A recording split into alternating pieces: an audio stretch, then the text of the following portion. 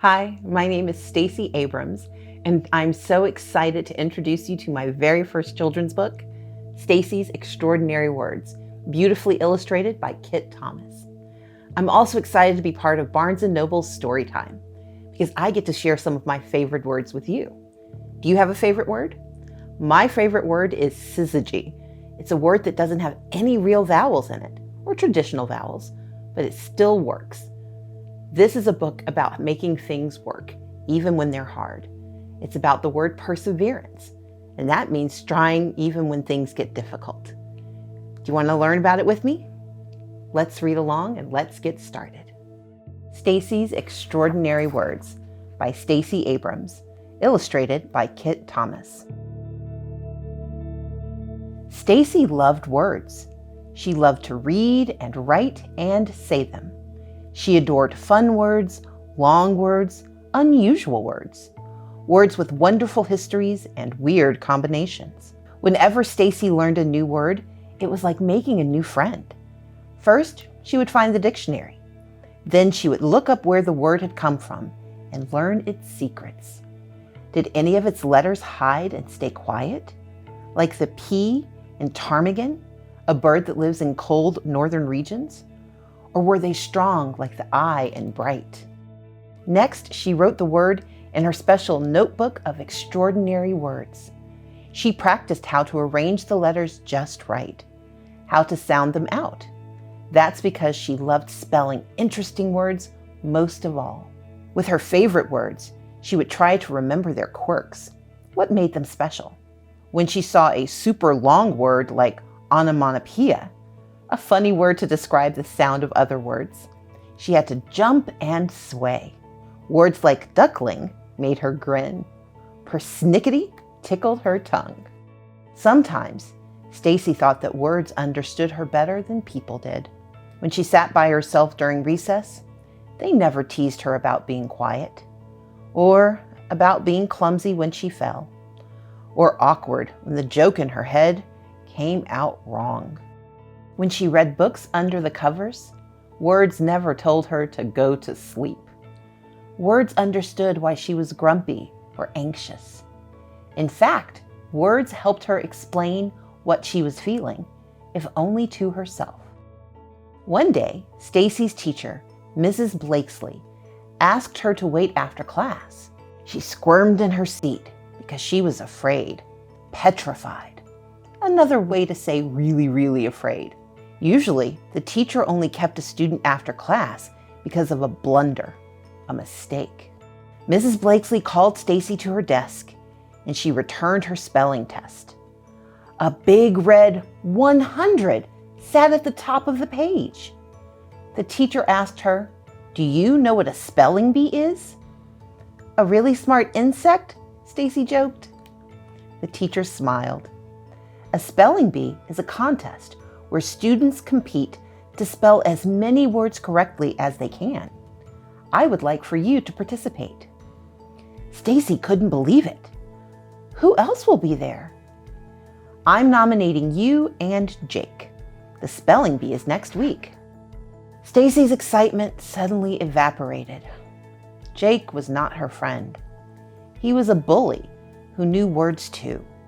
Just yesterday, he had used a complicated word that made Suki cry.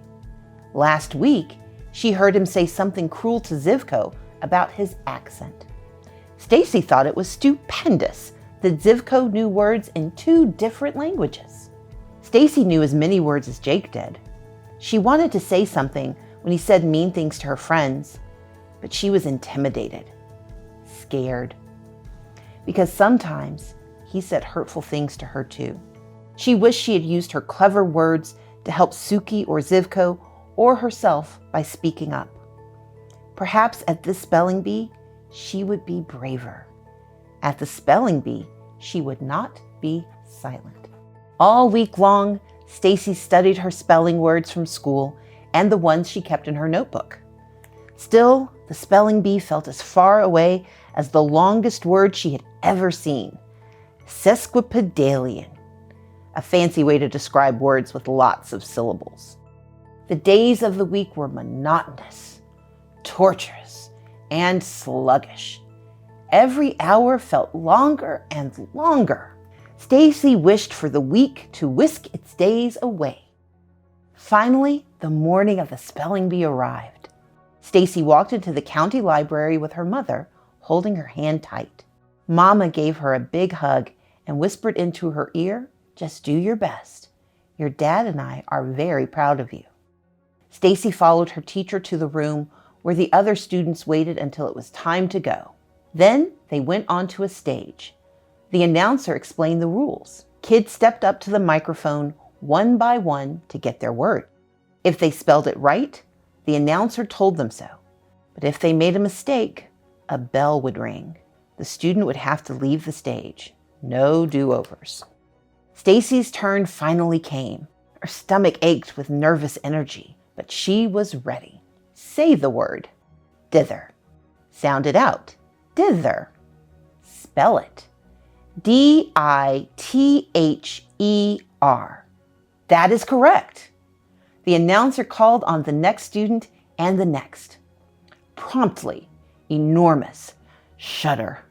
Transportation, craggy. Reception, village. Finally, only 3 contestants remained. Stacey and Jake and a girl from another school. The girl went up to spell her word. Ding! She had spelled chocolate without the second O. "We are down to our final 2 contestants," the announcer told the audience. Jake took a long time to spell accept. Stacey got squeezed, but she remembered the lost letters she adored, like Q and Z. Jake tackled clambering. Stacey conquered disengage. Then Jake defeated geometry. Stacey returned to the podium, ready to do battle with her next word. She repeated it. She pronounced it. She spelled it. INSTANTANIOUS.